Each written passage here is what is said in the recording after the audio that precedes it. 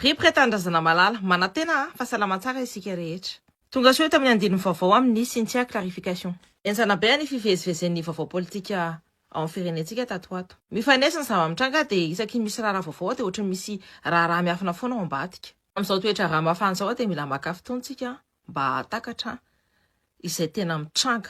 Dia androantsika manofantaniana anankiroa tsotra.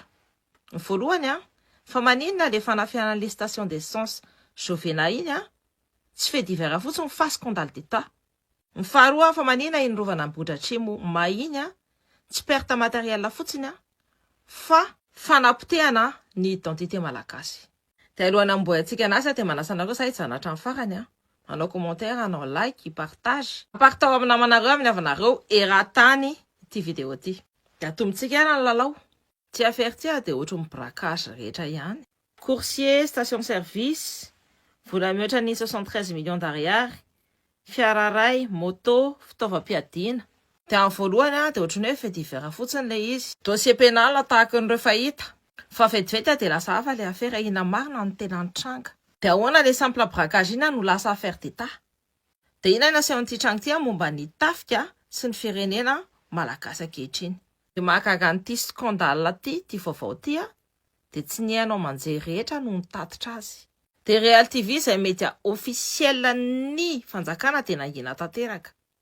Mbola afaka miasa malalaka ve ny mpanao gazety malagasy? Mbola misy ve ny liberté d'expression?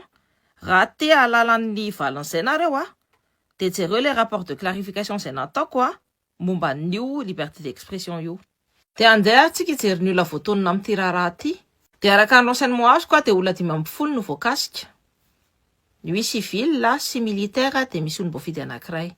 Dia ny sokajy voalohany dia ireo atidoha izay nikotrika ny raharaha, ny civil. Trahison ordinaire no natonga n'ity raharaha ty ancien employé mpiasa ny tao aloha zany.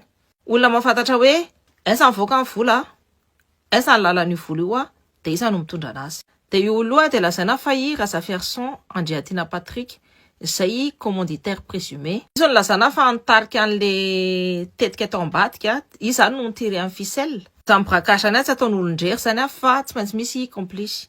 Dia avy eo tonga dia miseho i Andrianjaka Dauphin izay antsoina hoe Njaka. Dia izy no voalaza fa manome information momba ny fivezivezen'le vola. Dia raha tsorina zany dia izy le topo. Dia avy eo misy vehivavy iray mpanelanelana, io le olona mampifandray. Dia io le olona mandamina an'le fionana. Atsonary Sondrina no anarany. Izy no liam mampifandray an'izy ireo. Ny farany dia le tompon'le fiara Kia Sorento. Le fiara nampiasaina nanaovana an'le opération dia tsisy zany fa raha Manamilanto Alice. Zay ny cercle voalohany ireo ny lazana fa nanapita ny information nanomana an'le opération ary koa nandamina ny le opération. Nanana plan izy ireo nanana information izy ireo nanana fiara izy ireo fa misy zavatra anankiray tsy ampy. Dia tsy inona zany fa ny olona mananatra-kefa amin'ny fampiasana ny fitaovam-piadiana. C'est-à-dire des hommes armés capables d'agir avec méthode. Dia eo no miditra ny sokajy faharoa. Dia ireo exécutant présumé dia ny miaramila ny RGP, régiment de la garde présidentielle. Eo vao tena mavesatra ny raharaha. Satria ireo olona ireo dia tsy jolahy, tsy gros bras tsotra fa miaramila. Olona ny formé ny fanjakana, olona tokony hiaro ny firenena. Eo atendrin'izy ireo na hoe à leur tête dia adjudant Nasolo. Izy naseho lehibe an'le groupe armé. Ary ny zavatra mahatonga an'ity dossier ty mahasaripady dia voalaza fa izy dia garde du corps du ministre de la justice. Dia voatery moa ny ministère de la justice nanao clarification momba ny situation any. Hoe efa mois hono izy nefa niala tamin'ny asany. Fa au moment des faits kosa dia ny afantaran'ny olona anazy rehetra dia garde du corps ny ministre de la justice. Mina ministère de la justice tika. Fa ny zavatra mampanontany tena kosa dia rehefa masisa any ianao dia ahetaka. Ohatry ny tamin'ny affaire Benalla ihany dia miverina amin'ny Madagasikara tsika na dia nanazavaka ny ministère de la justice dia enjana be sy mazevatra be ny marika politika voizin'io affaire io. Dia miaraka aminy misy miaramila voatazona, adjudant, sergent chef dia caporal. Olona nanao serment eo anaty an-tanindrazana ireo ary izay indrindra mahatonga n'ity affaire ty sady manorosory no mampalahelo ary indrindra tena mahasosotra. Ny sokajy fahatelo dia miaramila iray avy amin'ny Kapisaty mbola hosamborina tsisy zany fa i caporal Tombo. Ary eto indrindra mbola mampavesatra be an'ilay raharaha satria zany Kapisaty zany dia tsy nity tsotra ao anatin'ny toetra raharaha politika ankehitriny. Iverina amin'ny Kapisaty ao aoriana kely ao.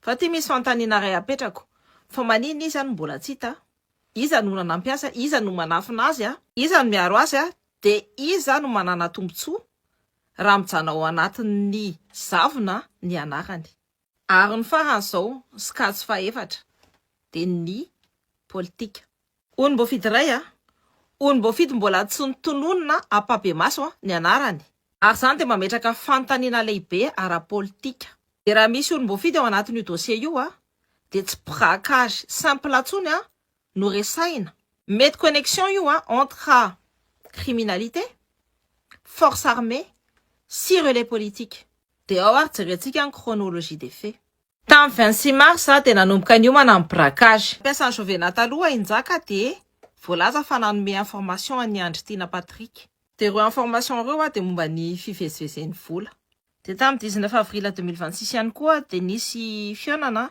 fanomanana tany Alasora taon voalaza fa mifankahita ny civil sy ny miaramila taon nanomboka naka-endrika ilay opération ny ampitso 20 avril 2026 tokony tamin'ny 11h20 eo nitranga ny braquage teo ampoany Ambohida ilay course no nitondra vola mihoatra ny 73 millions d'ariary de teo izy nosakanana olona fito armé Kia Sorento moto anankiroa opération rapide cible précis attaque préparée rehefa vita ny asa ratsy de nilazana fa niona tany amin'ny anisana ary zareo izaran'le vola nangalarina ary io fizarana io de voalaza fa nataony adjudant nasolo tamin'ny 22 avril Razafierson Andry Tena Patrick izay aseho instigateur any opération de voasambotra voalaza izy fa nanondro ny olona niara-niasa taminy ny 27 avril nanambara ny gendarmerie fa olona 30 no voasambotra miaramila 10 sy civil anankiroa de mazay ohatra ny zavatra voasambotra tao Kia Sorento scooter anankitelo pistolet automatique anankiray Marakov 9 mm munition anankiroa de vola 15 millions d'ariary amin'ny 27 avril eo ihany koa no tonga ny pompier de la république no miditra ny pompier de la république tadio tsara io tadio iverina amin'io rehefa kelikely eo fanambarana roa minisitra roa samihafa andriam-panjakana anankiroa no mahatsapa fa mety vadika hafahafa io affaire io azara ve zany sa fihetsika voarinda tsara mba himaîtrisena les communications de tiers ny fanambarana natao ministère des forces armées raha fitinina de ministère des forces armées sy ny état-major de milaza fa tsy miraitsy kombakomba amin'ireo maramila voaroiroa ireo izy ireo de milaza izy ireo fa misy fepetra ho raisina mba hitondrana ireo maramila eo anatry amin'ny fitsarana miantso maramila anaza ny lalàna ny discipline militaire ny éthique ary ny déontologie eo amin'ny tafika izy ireo de mazava ny afatra tsy te handray andraikitra amin'ity scandale ty ny tafika de indray ho jerentsika ny fanambarana nataon'ny ministère de la justice ny ministère de la justice de manazava fa ilay miaramila voalaza ho ancien garde du corps ny ministre de tsy tao amin'io andraikitra ny otsony tamin'ny fotoana nitranga ny raharaha milaza ministère fa isy ligne de tolérance zéro tsy misy pression miaraka amin'ny application rigoureuse et impartiale de la loi devant les juridictions compétentes de tsara raha zay tokoa aloha fa apetraka eo tiano fanontaniana fa nahoana tsy nisy tolérance zéro tamin'ny tranga nisy tamin'ny 2025 reny de aiza ny famatorana rehefa ny force de l'ordre no manao bavure contre ny manifestant tadidinareo ve ty vidéo ty tsy afaka napetraka teto any intégralité an'le vidéo satria diso violon be loatra de araka ny hitanareo de mamparatra fo be le vidéo tena nataon'le mpitandro pilaminana tsinitsinina mihitsiny ilay manifestant nataony ohatriny alika de midépassé un cadre légal mihitsy ny action any zareo aiza ny etika sy ny déontologie tamin'ireny fotoany reny satria ve rehefa voakitika ny image ny tafika de mitratratratra etika nareo de satria ve rehefa miaramila no voatonao anatina braquage de miantsoantso déontologie nareo tamin'ireny andro reny taiza le tolérance zéro amin'ireo hors la loi en uniforme areo Ramatoa ministre de la justice Andriamatoa ministre des forces des armées ina no natanareo iarovana anironiarahany herisetra tamin'ny 2025 reo. Misy vidéo misy preuve 2026 zao tsika. Aiza ny justice-n'ireo. Inona ny ataon'ny fanjakana? Parce que la justice ne doit pas être ferme quand l'affaire embarrasse l'armée.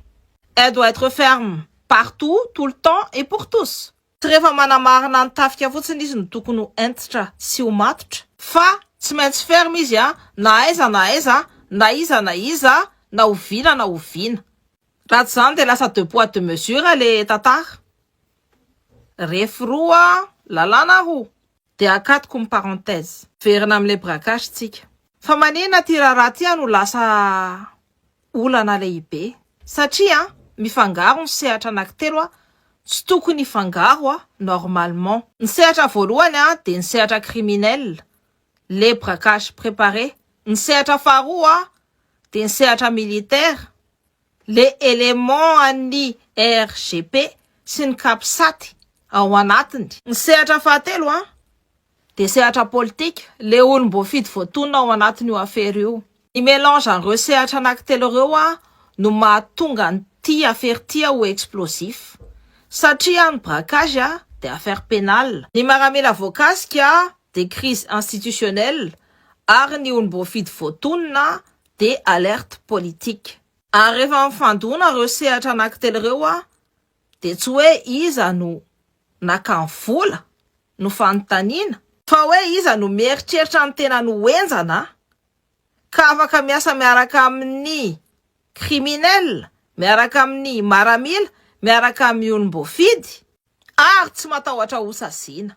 Eo no tsy mahafe diveran'io braquage io fa tonga dia miova ho scandale d'État. Dia ty misy fanontaniana hafa indray, dia zao hoe no atao hoe refondation?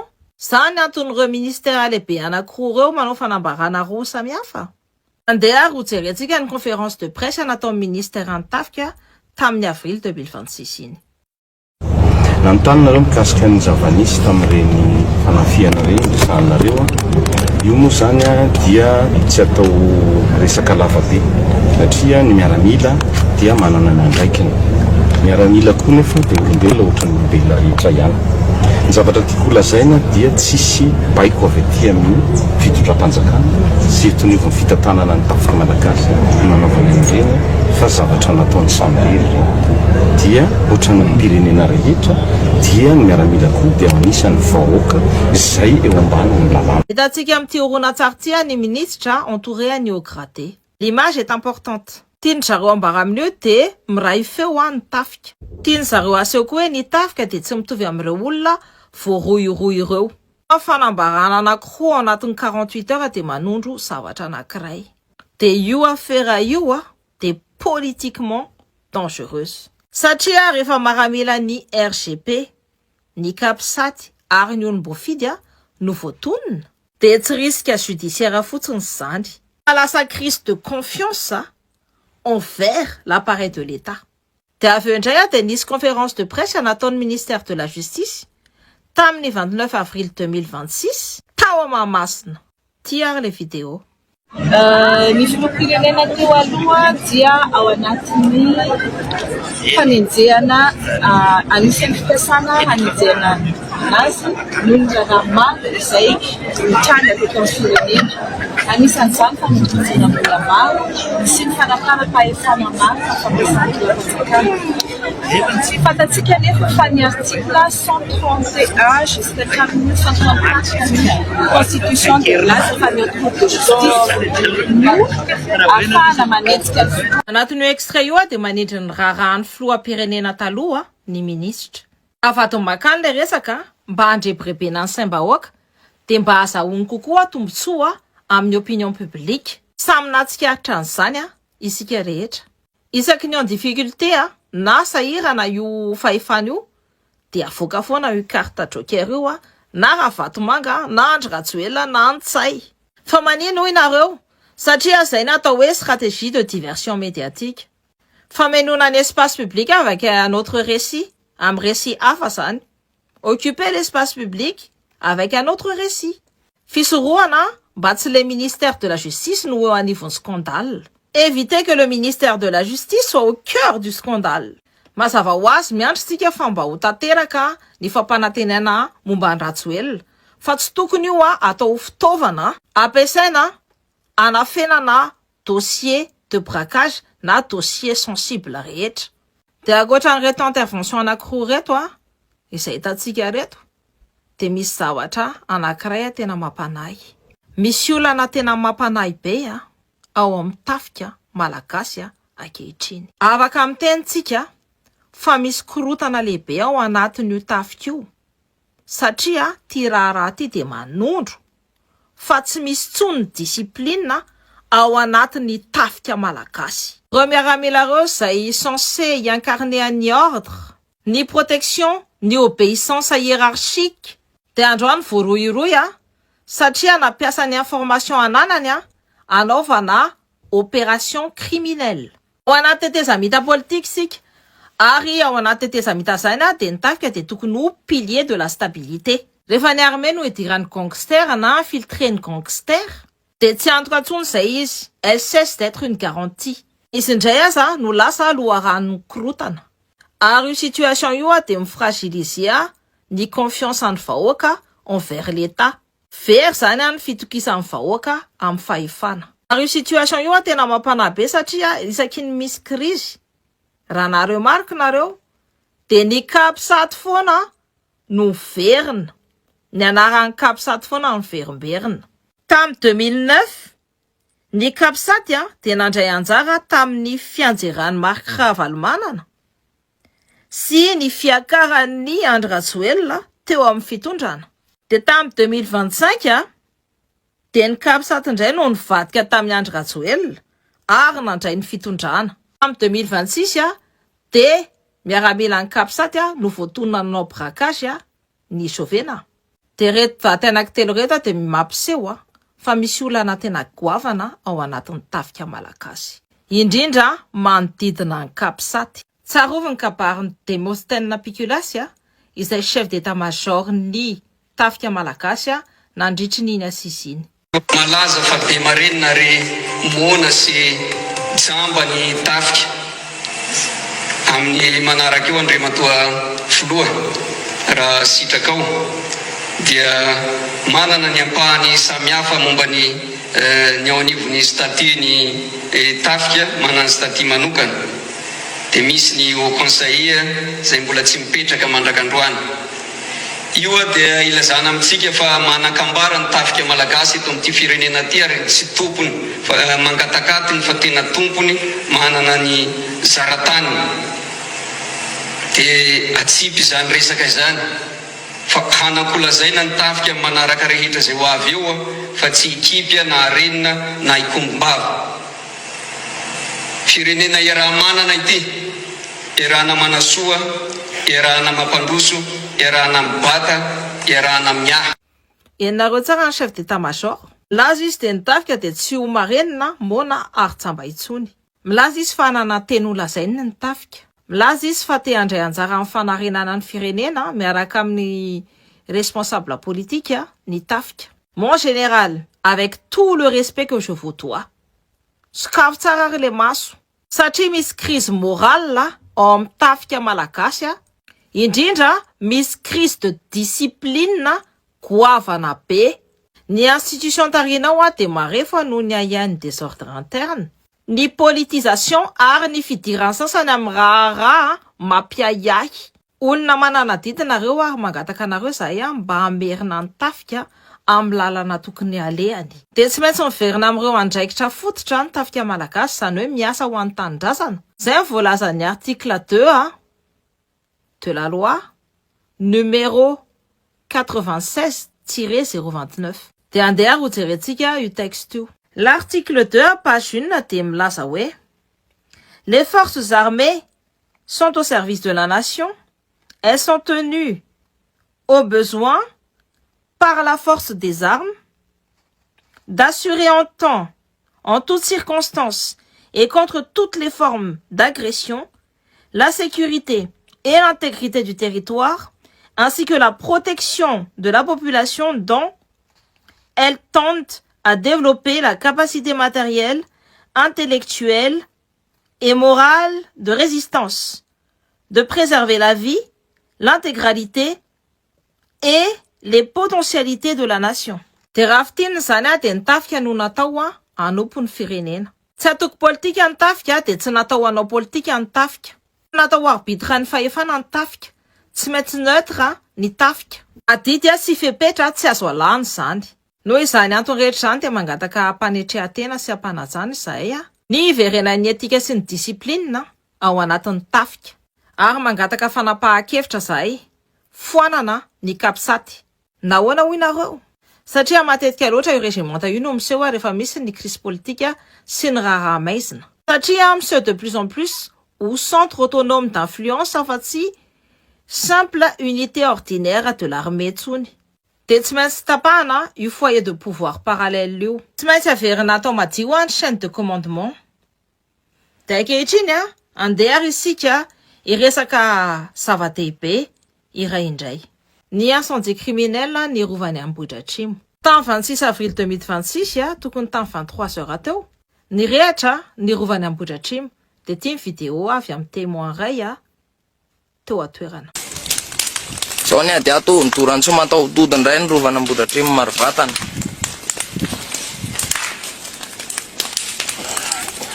Andefona ny fanapotehana n'ireo toerana masina sy ny ason'ireo zava-masina. Zao dia mampalahelo fa dia hosanatriavina fa dia malagasy ihany no mahavita an'izao. Manimba ny antena ny fatsinian'ny olona tsy sahany simbaina fa ny anazy ihany no ataony mahita. Ny azy ihany no potehany satria ny azy ihany no azy.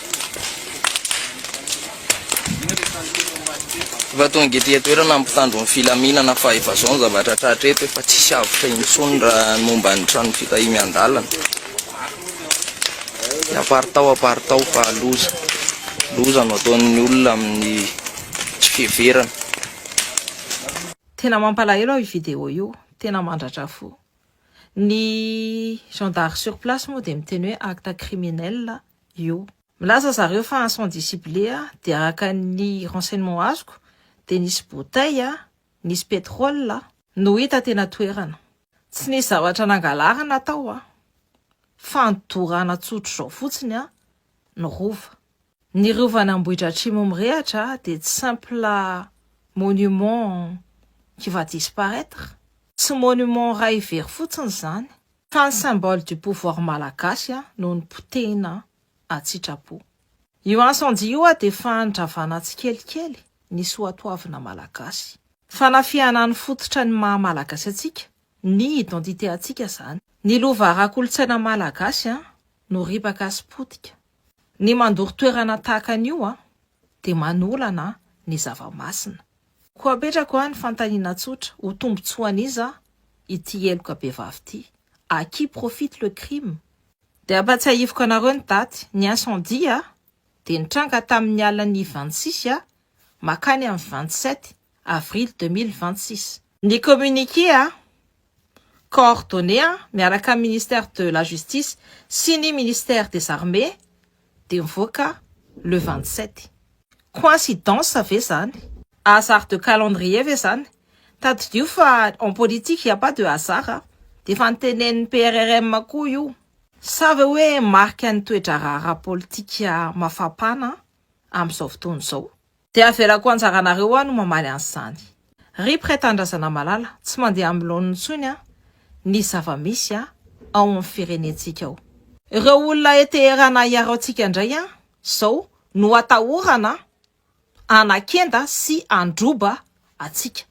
De ireo tokony hiaro ny fanjakana de miezaka ny aro ny tombotsoany aloha vao mieritreritra ny tombotsoam-bahoaka raha hieritreritra ary izy. Ary mandritra n'izay fotoan'izay de potehana daholo ny zavatra rehetra. Ny zava-masina toy ny rova de dorana sy potehina. Tsy azontsika ekeny zany fa tsy maintsy milaza hoe stop.